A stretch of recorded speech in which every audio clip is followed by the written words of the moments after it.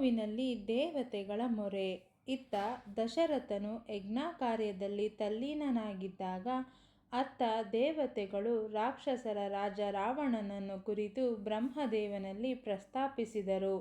ಬ್ರಹ್ಮನು ನೀಡಿದ್ದ ವರದಿಂದಾಗಿ ರಾವಣನು ಬಹು ಶಕ್ತಿಶಾಲಿಯಾಗಿ ಬೆಳೆದು ದೇವತೆಗಳು, ಋಷಿಗಳು ಹಾಗೂ ಎಲ್ಲ ಜೀವಿಗಳನ್ನು ತಾತ್ಸಾರದಿಂದ ನೋಡುತ್ತಾ ಅವರೆಲ್ಲರಿಗೂ ಹಿಂಸೆ, ಯಾತನೆ ನೀಡಿ ದಮನ ಮಾಡತೊಡಗಿದ್ದ.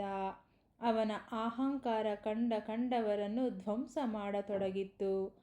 ದೇವತೆಗಳಿಗಾಗಲಿ ಗಂಧರ್ವರಿಗಾಗಲಿ ಅವನನ್ನು ನಿಗ್ರಹಿಸುವುದು ಅಸಾಧ್ಯವಾಗಿತ್ತು.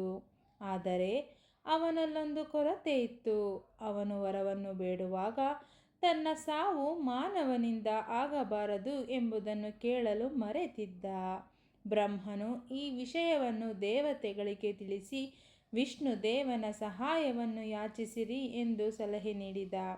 ಅಂತೆಯೇ ವಿಷ್ಣುವು ದೇವತೆಗಳ ಈ ಮೊರೆಗೆ ಓಗೊಟ್ಟು ತಾನು ಸಹಾಯ ನೀಡುವುದಾಗಿ ತಿಳಿಸಿದನಲ್ಲದೆ, ಯಜ್ಞವನ್ನು ಕೈಗೊಂಡಿರುವ ದಶರಥನಿಗೆ ತಾನು 4 ಗಂಡು ಮಕ್ಕಳ ರೂಪದಲ್ಲಿ ಜನಿಸಿ ರಾವಣನ ನಾಶವನ್ನು ಮಾಡುವೆನೆಂದು ಅಭಯ ನೀಡಿದ. ದೇವತೆಗಳ ಆನಂದಕ್ಕೆ ಪಾರವಿಲ್ಲದಂತಾಯಿತು. ಅವರೆಲ್ಲರೂ ತಮ್ಮ ತಮ್ಮ ಸ್ಥಾನಗಳಿಗೆ ಹಿಂದಿರುಗಿದರು.